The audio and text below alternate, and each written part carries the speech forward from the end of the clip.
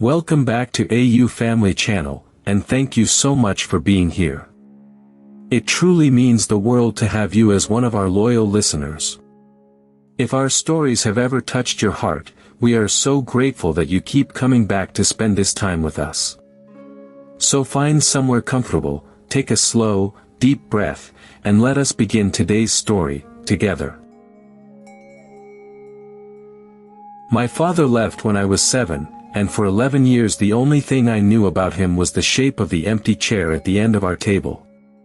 Then, the autumn I turned 18, he knocked on our door on a gray Tuesday afternoon, older and smaller than the giant I remembered, holding a paper bag of oranges like a peace offering that made no sense. I did not let him in that day. This is the story of the man who walked away from me once and then spent 3 years walking slowly back, and what I learned about forgiveness that I never wanted to learn at all. For most of my childhood, my father was a story other people told me. My mother kept his name soft in her mouth, never cruel, but I could hear what she was not saying underneath the kind words. Relatives would look at me a certain way at holidays, tilt their heads, and say I had his eyes, and I hated that more than anything, because his eyes were the only part of him that had stayed. I grew up in a house that worked hard to be whole, just my mother and me, and mostly it was. But there was always that one chair, and I always knew exactly whose it had been. I remember almost nothing real about him, and that was its own kind of ache. I had a handful of pictures and one memory I was never sure I had not invented, of being lifted onto his shoulders at a fair, the whole world suddenly enormous and safe below me. For years I would take that memory out and turn it over like a coin, wondering if it was true or just something I needed so badly that my mind had built it for me. A boy should not have to wonder whether his own father ever carried him. But that was the size of the hole he left when he closed the door. My mother never once spoke a bad word about him to me, and it took me a long time to understand what that cost her. When I was young and angry and demanded to know why he left, she would just pull me close and tell me that grown-up hearts sometimes break in ways that are not a child's fault, and never, ever mine. She protected me from the details for years. She worked 2 jobs, came to every game, learned to throw a ball badly and cheer loudly, and filled a house with so much love that most days I did not notice the missing piece. Most days. Not the days that mattered most. The hard days were the small ones nobody warns you about. Father-son breakfasts at school, where I sat with my uncle and pretended it was the same. The forms that had a line for a father's name that I left blank so many times the blank stopped hurting and just became a fact. Learning to ride a bike from a neighbor. Learning to shave from a video. Every one of those moments was a tiny door he was not standing in, and I taught myself not to look at the doorways. By the time I was a teenager, I had built something hard and smooth over the whole thing, and I honestly believed I did not care anymore. I was wrong about that, of course. You cannot spend your whole childhood not caring about something without the not caring becoming its own heavy thing you carry everywhere. I was angry in ways I did not connect to him. I kept people at a careful distance, always waiting for them to leave, because in my experience the people who were supposed to stay the most were exactly the ones who did not. I did not trust easily. I did not let anyone all the way in. I told myself this was just who I was, a private person, self-sufficient. I did not understand yet that I had learned it, at 7, at a closing door. Then came that gray Tuesday. I was home alone after school, and the knock was so ordinary that I answered it without a second thought, expecting a delivery or a neighbor. The man standing there was a stranger and not a stranger at the same time. Older. Thinner. Gray coming in at his temples. But the eyes were my eyes, and I knew him the way you know your own reflection in a dark window before you can quite make out the details. He said my name like a question, like he was not sure he had the right to say it. And I stood there with my hand frozen on the door, unable to speak. He was holding a paper bag of oranges. I remember that detail more clearly than anything he said, because it was so strange and so small and so completely inadequate to the size of the moment. 11 years, and he had brought oranges. He told me, in a rush, that he knew he had no right to be there, that he did not expect anything, that he just wanted to see me, that I did not have to say a single word. And I did not. I looked at this man who had my eyes and a bag of fruit, and I closed the door as gently and as finally as I could, and I went to my room and shook. When my mother came home, I told her he had come. I watched her face go through about 6 things at once before it settled into a careful stillness. She sat me down at the kitchen table, the one with the empty chair, and for the first time she told me the truth she had protected me from for 11 years. My father had been sick, back then, in his mind, in a way people did not talk about openly at the time. He had struggled with a darkness he could not climb out of, and one day he had decided the kindest thing he could do for us was to disappear before it swallowed us too. He had been wrong. But he had not been cruel. That reframing did not fix anything. If anything, it made it worse for a while, because it took the clean simple shape of my anger, a bad man who left, and complicated it into something I did not know how to hold. It is easier to hate a villain than to feel sorry for a person who hurt you. My mother told me she had known where he was for years, that he had gotten help, gotten better, that he had written letters she had kept for me until I was old enough. She had a box of them. She had been waiting, she said, for a day when I might be ready. She did not know if this was that day. Neither did I. I did not read the letters for a long time.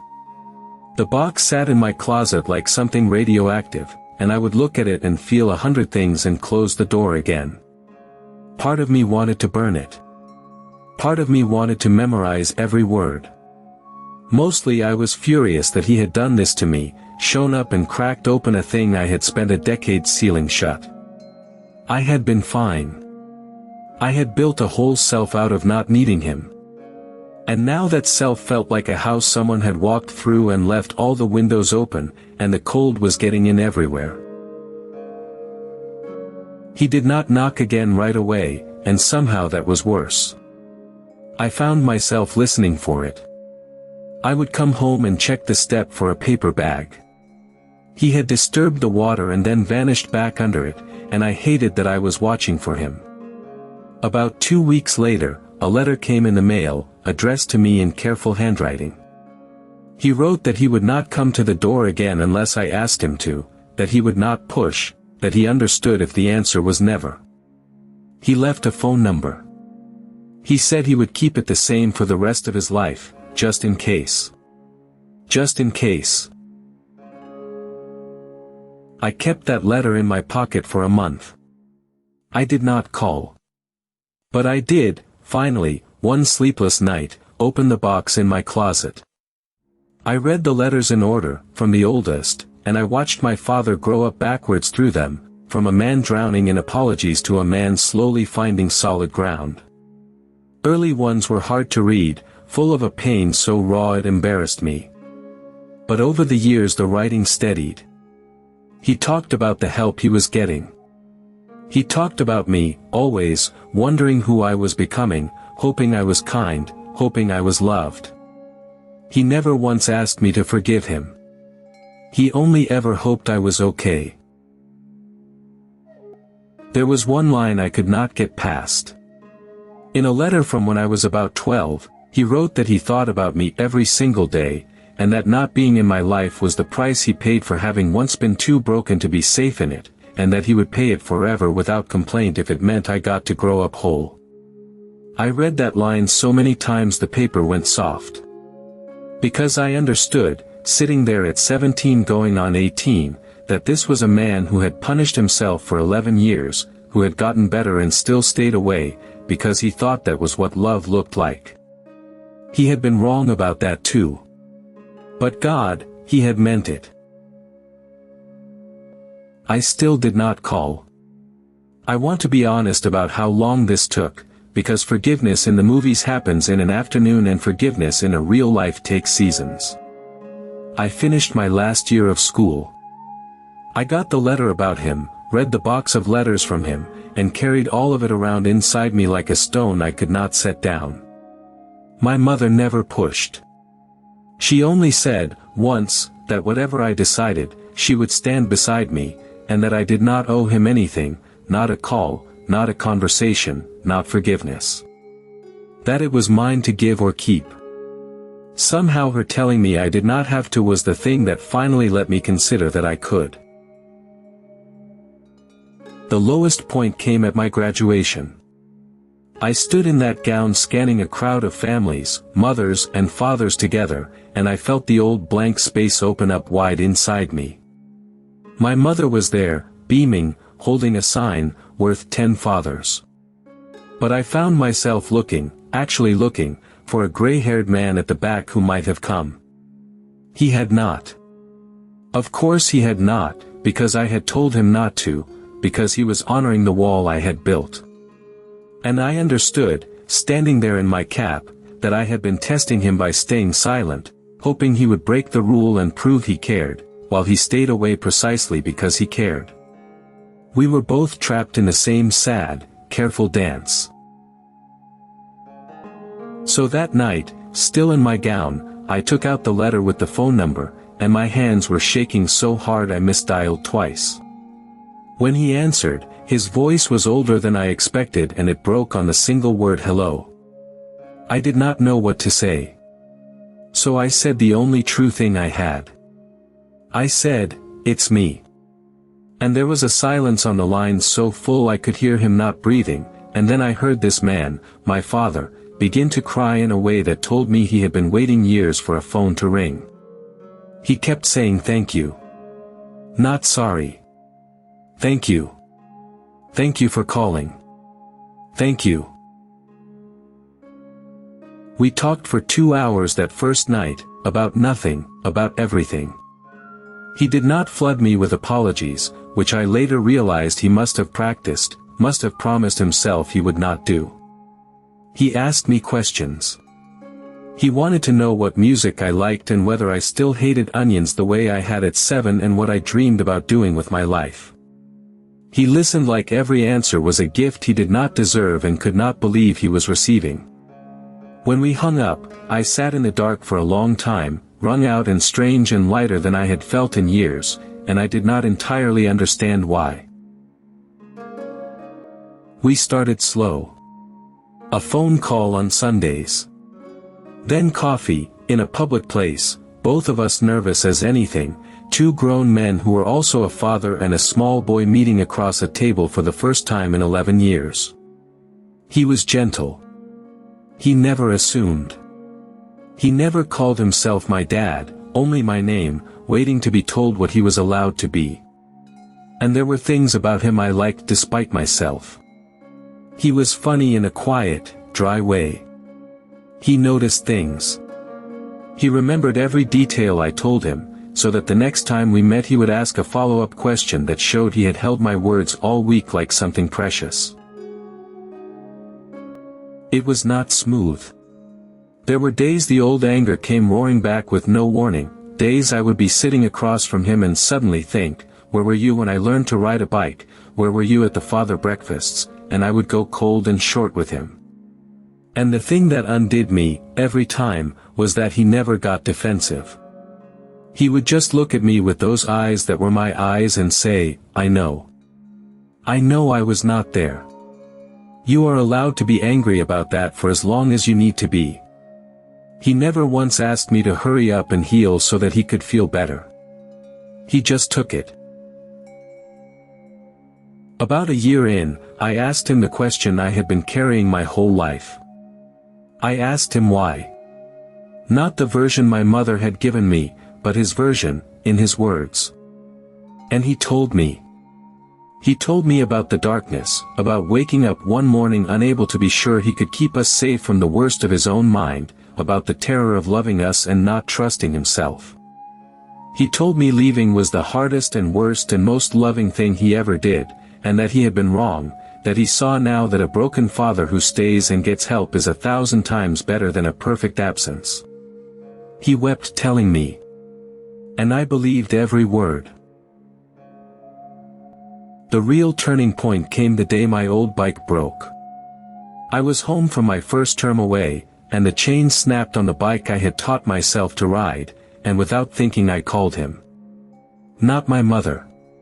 Him. He drove over within the hour with a toolbox, and we crouched together in the driveway, grease on our hands, and he taught me to fix a chain the way he would have taught me at 7 if he had been there. Neither of us said what it meant.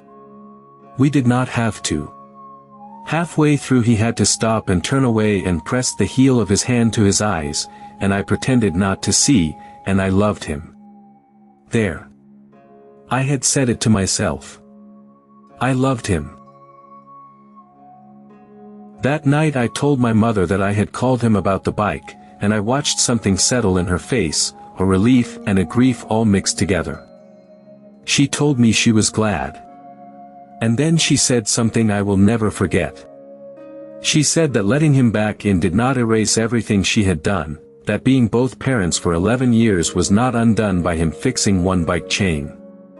And I told her I knew that, I knew it in my bones, that she was the ground I stood on and always would be, and that there was room in me for him too without any of it taking away from her. She cried then, and I held my mother, who had held me my whole life. Slowly, carefully, he became part of things. Not all at once, and not without wobbles. My mother and he were kind to each other in a careful, formal way, two people who had loved and lost and grown into different lives.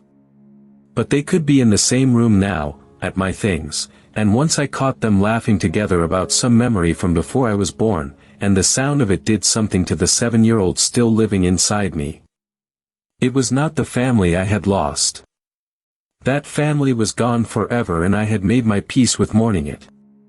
It was a new, stranger, more honest thing, built out of the wreckage by people who chose, every day, to keep choosing. I learned things about him that year that reshaped everything. I learned he had kept a room, in the small apartment where he lived, that was mostly bare except for a shelf. And on that shelf were things. A drawing I had made him before he left, kept for 11 years. A newspaper clipping of a school science fair with my name in tiny print, which meant he had been quietly watching from the shadows all along, close enough to know, too ashamed to come near. Every birthday card he had written me and never sent, because my mother had asked him to wait, one for every year, a stack of them, addressed and unstamped. 11 birthdays he had celebrated me alone. The day he gave me those cards, I read them in his tiny kitchen while he sat very still, letting me. Each one was dated. Each one said happy birthday, son, and told me how old I was and what he imagined I might be doing, and ended with the same line every single year. I hope you are loved. 11 years of a man wishing his lost child was loved, into cards he was not allowed to send. I looked up at him when I finished, and he was watching me with such fear, so certain I would find it too little too late. And I got up, and I crossed that small kitchen, and for the first time in 11 years, I hugged my father. He held on like a drowning man. He was shaking. He kept saying my name into my shoulder like he could not believe he was allowed to touch me, and I realized this was the shoulders at the fair moment in reverse, the small one now holding up the giant, and I understood that memory had been real all along, that this crying man had once carried me and had spent 11 years believing he never would again. We stood in that kitchen for a long time. When we finally let go we did not know what to do with our faces, so we laughed, wet and stupid and free, and he put the kettle on, and we drank tea out of mismatched cups, father and son, both of us finally home. I wish I could tell you it was all healed after that, wrapped up neat. It was not. Forgiveness, I have learned, is not a door you walk through once. It is a road you walk every day, and some days the road is easy and some days it climbs. There were still moments the anger flared, still nights I mourned the childhood I did not get. But something fundamental had shifted. I was no longer defending a wall. I was building a bridge, and a bridge you build together, one plank at a time, both people working, both people choosing to reach. He never stopped reaching. And once I started, neither did I. My friends did not always understand. Some of them, who knew the story, thought I was letting him off too easy, that a man who leaves does not deserve a second chance, that I owed him nothing. And they were right that I owed him nothing. That was exactly the point. I did not forgive my father because he had earned it or because he was owed it. I forgave him because I finally understood that the wall I had built to keep him out was also keeping me in, and that carrying the stone of that anger was breaking my back, and that I was allowed to set it down. Forgiveness, it turned out, was not a gift I gave him. It was a gift I gave myself. He walked me into my adult life. He was there, quietly, at the edges of the big days and solidly in the middle of the small ones. He taught me things a father teaches late but teaches still. How to change a tire, how to shake a hand, how to sit with someone in pain without trying to fix it, which he had learned the hardest way there is. He was not the father I would have designed. He was a man who had failed and fought his way back, and there is a particular strength in that kind of man, a hard-won gentleness, that a person who never fell could never have. I would not trade my repaired father for a perfect one now. I have learned what repair is worth. There is a moment I hold on to. A few years after that first gray Tuesday, the three of us, my mother, my father, and me, sat at that same kitchen table for the first time. The one with the chair that had been empty my whole childhood. He sat in it. Not like he owned it, carefully, like a guest who knew the honor of being asked. And we ate a meal together, and it was awkward and warm and utterly ordinary, and I looked at that chair that was no longer empty and I had to leave the room for a minute to stand in the hall and breathe. The empty chair. Filled. It only took 18 years and a bag of oranges. I asked him once why oranges, of all things, that first day at the door. He went quiet and then he told me. He said that the last happy memory he had of me, before everything came apart, was of peeling an orange for me at that fair, sitting on his shoulders, and me laughing with juice on my chin. He said he had carried oranges around for 11 years as a kind of promise to himself, that if he ever got the chance to knock on my door, he would bring the last good thing, and hope it could be a first good thing too. I never told him that I closed the door on him that day. He knew. And he came back anyway. These days, my father and I talk most days. He is getting older now, slower, and I find myself doing for him some of the small things he was not there to do for me, and there is a strange rightness in that, a circle closing. I do not think about the empty chair much anymore. When I do, it is with a kind of tenderness for the boy I was, who sat beside it and taught himself not to look. I want to reach back through time and tell that boy that the door is not closed forever. That the giant is not gone. That some stories that start with someone walking away do not have to end there. That people can come back. That some of them do. If there is one thing my father taught me, in the leaving and in the long walk back, it is that people are so much more than the worst thing they ever did. For 11 years my father was a single fact to me, the man who left. And he was that.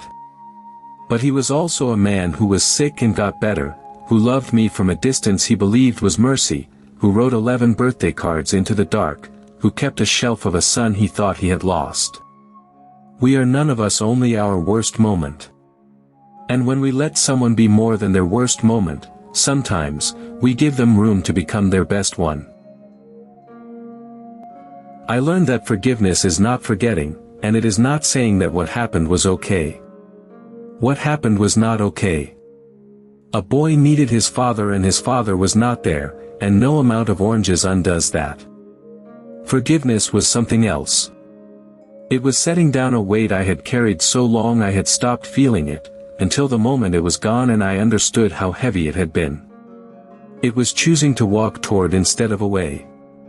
If there is someone who hurt you and has spent real years trying to make it right, you do not owe them your forgiveness. But you might owe it to yourself to at least see if the door still opens. Thank you so much for staying with me all the way to the end of this story. It truly means the world that you are here.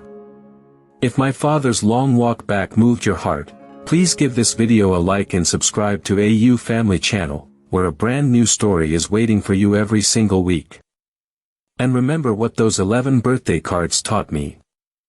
People are more than the worst thing they ever did, and forgiveness is a gift you give yourself as much as anyone. So if there is a door in your life you have kept closed, maybe, when you are ready, just see if it still opens. I will see you in the next one.